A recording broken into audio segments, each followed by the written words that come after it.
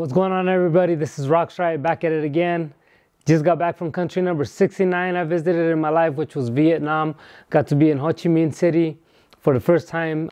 Was out there judging Hip Fest, which was a really good time. Got to connect with a lot of the locals. Got hooked up with the dope free haircut from Bboy mini band. Just want to say thank you. Had a really good time visiting a new place. Judging the event got me thinking about some of the stuff that goes on through my mind as a judge. One of the biggest things that I feel has been a challenge in the scene, and one of the most common questions I get as far as when I'm judging is about the prelims. The prelims in every competition is very important because that is how you get into the battle, right? I want to share with you guys a little insight from two perspectives: the competitive side and the judging side. Going into the prelims as a competitive b-boy, it is always the most nerve-wracking part of breaking because you don't know if you're gonna make the battle. A lot of these competitions nowadays, they have so many competitors entering that you will have around anywhere between 100 to 200 to even 500 competitors in certain events, which from there they make you pick a top 32 to top 16. As a competitor, it is quite difficult to stand out, so it is very important for you guys to be as ready as possible when you go in a battle. If you don't feel ready, you should not be competing. You should not enter the competition, especially if you haven't been training either. Zero training, not feeling confident, not feeling ready, that means you shouldn't compete. You should actually just be at the event, support, get down in the ciphers, battle people in the ciphers. Just use the event as a practice, as a place for you to get down and test out what you got and what you're working on. That's the first pointer. If you decide to do it, the next piece that comes with it is what you actually do in your preliminary round. When you go into a battle and you're going to be in these competitions, you have to come and make sure that your prelim round is on point. It has to be as good as all your battle rounds. It has to be as the best round that you need to drop when you're losing a battle. So your preliminary round needs to have some kind of originality in there. Stay on the music, look fresh, look clean. Just do everything that you can do in a preliminary round as much as you can that shows who you are. A lot of people, they get caught up doing a lot of the same moves. If you see 50 guys go before you and they all use the same kind of moves, similar ideas, you shouldn't be doing the same things that they're doing. You should be trying to utilize your unique moves, your unique approach, the things that make you, you, right? The specialty, the moves, the things that belong to you, or things that you feel are original to the way that you're moving or you're bringing to the game. That's what you need to drop. For me, when I go into competitions and I gotta go through the prelims, I try to lay out a lot of different footwork concepts that I have, maybe some original concepts that I've come up with, or just steps that I consider to be my own, or I know that they stand out because not many people do them or nobody does them at all. I utilize freeze combinations that I feel are unique to me. If not, I used a lot of different transitions into heavy movements, into power, into some of my concepts that I consider to be my own. You know, many people always say, oh, this b-boy has a name or that b-boy has a name, so that's why they made it. The reason these b-boys that have a name is because they've established themselves in the scene, right? They have something unique about them that has made them continuously be active in the scene, stay relevant, and be able to push forward through competition. They are doing something. They might have better form than you. They might play with the music a little bit different than you do. They might just have a more mature dance style all around than a lot of the young up-and-coming guys that are still struggling to get in the prelims. But that comes with years of experience. That comes with time. That comes with development. That comes with practice and patience.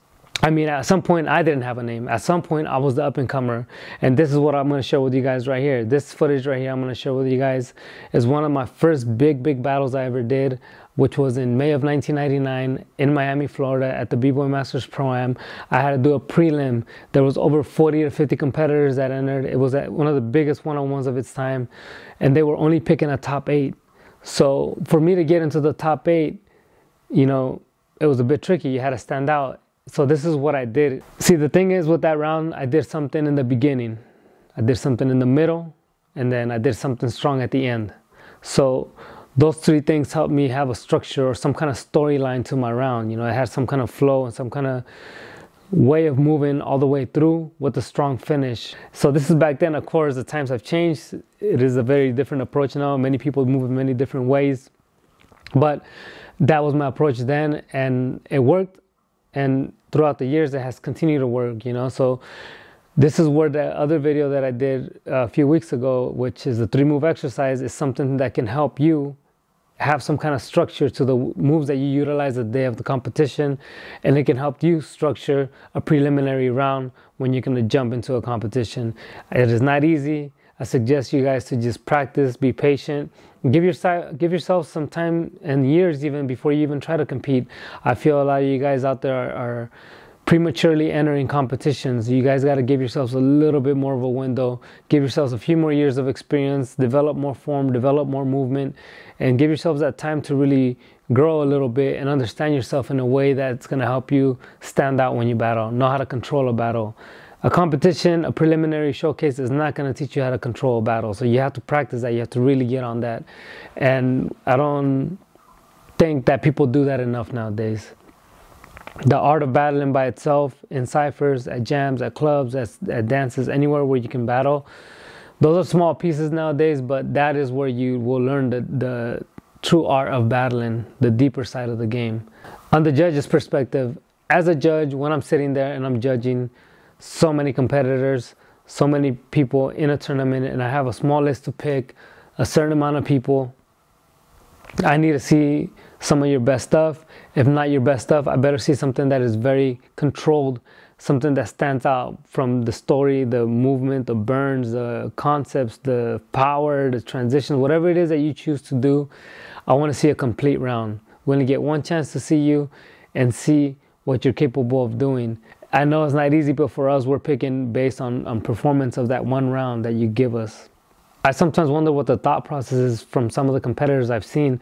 They'll come out and just do windmills, a baby, or some baby windmills, an air flare, a freeze, an air chair, and then get up. There's no footwork, there's no flow, there's no transitions, there's no real musicality on top, there's no confidence, no presence on top in the way that they're moving. I mean, these are the type of things that you guys got to really consider before you go into a battle, specifically battles where you're having a lot of contestants, you know, especially some of these international battles as well, because at this level, you're going to have a lot of top B girls or top B boys that are going to really be aiming for the title, and they've been training heavily, have years of experience. So you're going up against some people that are already contenders, if not champions in their own right. So you guys got to remember, you have to stand out and bring something that they're lacking in the game. So whatever they're lacking, you got to try and bring it out that day in your dance. I usually use a 1 to 5 scoring system, which is a lot of people do average rounds for me. So I give them 3s. Anybody that does something that stands out, but not a full run of the standing out, they can get anywhere between 3.5 to a 4. A 5 usually means you're going to make the battle, because that means you did everything. You went tops, dope go down, dope transition, footwork, power, original move, strong freeze, maybe on the beat. Just depends what you did. All well put together, all well told, all look complete all the way through. Something like that for me would get a higher score, and it would make you go into the battle. Of course, it's easier explained and said vocally than when you're there in person and you feel the energy, you see the person. That is a big part of the puzzle. That is something that is very important for us to let you through the battle. I think this is something important in the prelims. You know, you have to go in there feeling ready. You know, don't go into a competition and just enter to enter. You know, like, there's no real reward in it, because other than us critiquing your dance, maybe you ask us what we think of your battle or what we think what you could work on. It's hard for you guys to ask us what we think you could work on from one round. I have to see you more than once. I have to see you in the ciphers. I would love to do 2 preliminary rounds, because then maybe you need 1 round to warm up, 1 round to get more open, and then we can see more of your style in 2 rounds than we can in 1, you know. But that's not how this game works. That's not how the competitions work. A lot of the events, they run on time. They need to be done with the prelims after a certain amount of time, so you only get that 1 shot.